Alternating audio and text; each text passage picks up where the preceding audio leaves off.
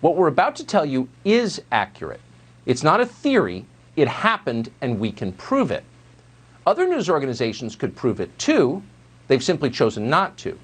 The position of corporate media across the country this week has been very simple. There was no voter fraud. The New York Times, once the paper of record, declared that as fact this morning across the entire front page. Look at this banner headline. Election officials nationwide find no fraud. No fraud, none. End of story. Move on and listen to Kamala. You're hearing virtually the same thing from everyone in the media. Everyone. At CNN, the anchors have been repeating the approved message for days. They say it with a kind of brittle intensity that suggests precisely because they don't really believe what they're saying, you absolutely must believe it. Shut up and accept the verdict, America. Sources tell CNN that top aides are suggesting that the defeated President Trump, hold rallies to drum up bogus conspiracies about election fraud. The GOP keeps spreading completely unsubstantiated claims of voter fraud. The Attorney General now telling federal prosecutors to look into those unsubstantiated claims of voter fraud. There is no evidence of widespread voter fraud, no evidence of widespread flaws in the mail-in voting process. Bogus conspiracy theories, completely unsubstantiated claims of voter fraud. They say it again and again, but what exactly are they talking about? They won't tell you, so we're going to tell you. Right now, fewer than 15,000 votes separate Donald Trump from Joe Biden in the state of Georgia. It's close enough that it's worth getting specific about what happened there. And Georgia's Secretary of State has now confirmed there will be a hand recount of all votes cast in Georgia. Among those votes, auditors will find a ballot cast by a woman called Deborah Jean Christensen. It'd be hard to find anyone who's got a bad word to say about Deborah Jean Christensen. She was well known in her community for years as a bird watcher, an avid gardener, a committed fan of the Georgia Bulldogs. Those who knew her were sad when she died last May, and they might be surprised to learn that even after her death, Deborah Jean Christensen still managed to register to vote and then cast a ballot, presumably for Joe Biden. In some ways, it's an inspiring story, the triumph of voting over death. And no one quite embodies that story like James Blaylock of Covington, Georgia. Mr. Blaylock was a mailman for 33 years until he passed away in 2006. 14 years later, according to state records, he was still mailing things. James Blaylock cast a ballot in last week's election. How did he do that? It might be worth asking the New York Times. Maybe James Blaylock was just one of those extraordinary mail carriers. Neither rain, nor snow, nor gloom of night, nor even death itself could keep him from the mail. In his case, maybe voting from the grave wasn't really fraud, it was just commitment. Okay, but what about Linda Kessler of Nicholson, Georgia? Linda Kessler died in 2003.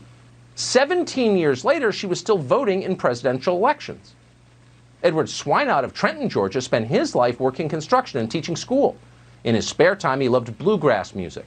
According to those who knew him, he played multiple instruments and enjoyed jam sessions. When he died 5 years ago at the age of 82, it seemed like he was gone from this world for good. But no, last week he voted for president. And he wasn't the only one. On your screen right now, you will see the names of other deceased voters. Every one of them played a role in last week's presidential election. As of tonight, there aren't enough of them to alter the outcome. That could change as we learn more. But for the moment, the point is, they exist. They are dead, but they voted anyway. The question is, how did they do that? How exactly did they cast their ballots? And the short answer is, by mail. Dead people tend to vote more often when you make it easier for them to vote. They're like any other group. And this year, we made it much easier for the dead to vote. States sent ballots and registration forms to millions of people totally unsolicited. The pretext was COVID. We had to do this for public health reasons, remember? We had no choice. It was a public health emergency. The effect was to encourage fraud. One 2012 study by Pew found there were close to 2 million dead people still on voter rolls around this country. That study also found that approximately 24 million voter registrations, that is 1 out of every 8 in America, were wrong. They were no longer valid, or they were significantly incorrect. Close to 3 million people in America had registrations in more than one state. 3 million. So what happens if you start sending ballots and registrations to lists like this? well, you're guaranteed to increase the amount of fraudulent voting. And that's exactly what Democrats did. Republicans, we should add, let them do it. Take the state of Nevada, where Joe Biden is currently leading Donald Trump by fewer than 40,000 votes. This year, state Democrats and their lawyers made certain that Nevada sent ballots, not ballot applications, but actual ballots, to every single registered voter in the state, whether they requested those ballots or not. And they did this even though they knew, they were perfectly aware, that more than 41,000 people who are registered to vote in Nevada haven't voted or updated their registrations in more than 10 years. Why? Because many of these people are dead or gone, but they got ballots anyway. One of those people was a former elementary school teacher called Rosemary Hartle. According to her 2017 obituary, Rosemary Hartle was a loving, fun, sassy, and sarcastic in a fun way. Beautiful, powerful, relentless, and inspiring. Sadly, now she's gone. But her voter registration remains. She's still on the rolls. Someone received Rosemary Hartle's ballot in the mail and then cast it. Who did this? We don't know who did it. We wish we did. We should know.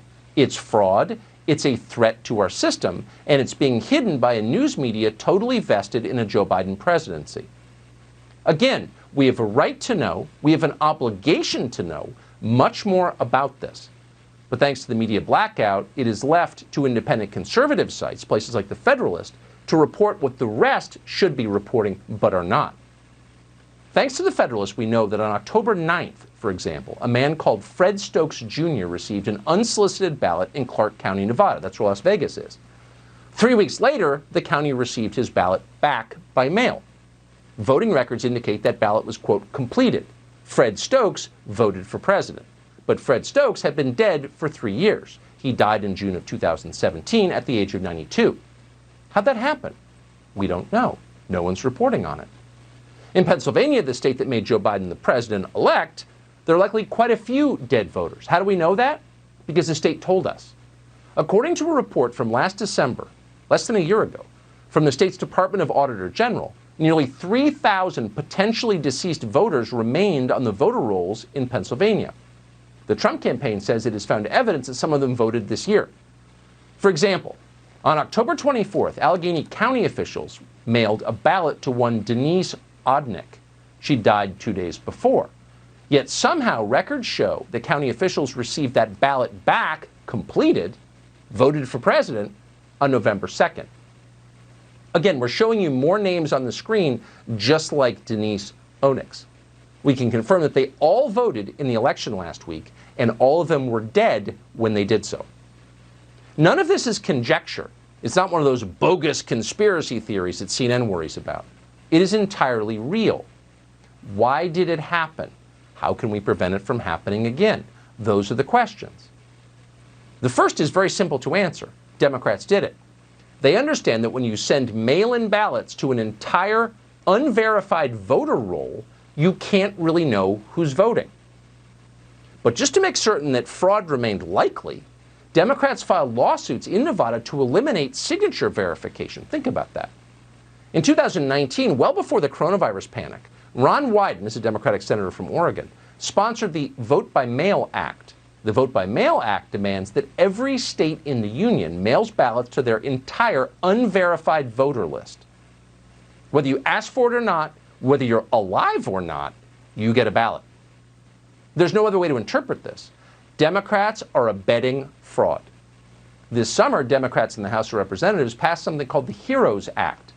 It wouldn't simply have provided, quote, automatic mailing of absentee ballots to all voters in America. It also would have prevented states from restricting in any way ballot harvesting.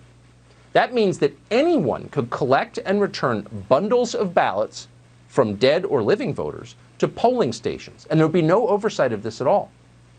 That's insane, but expect more of it. Loose voting rules are too useful for the left to pass up. In January, Democrats could very well gain control of the United States Senate. If that happens, much will change, but one of the things that will happen, they will pass the HEROES Act into law. Right now, they're claiming universal mail-in balloting is necessary because of coronavirus. It's a public health emergency. We have to have it. But they're lying. They've been pushing for this very thing for years, for one reason. it gives them an advantage because it increases the incidence of fraud.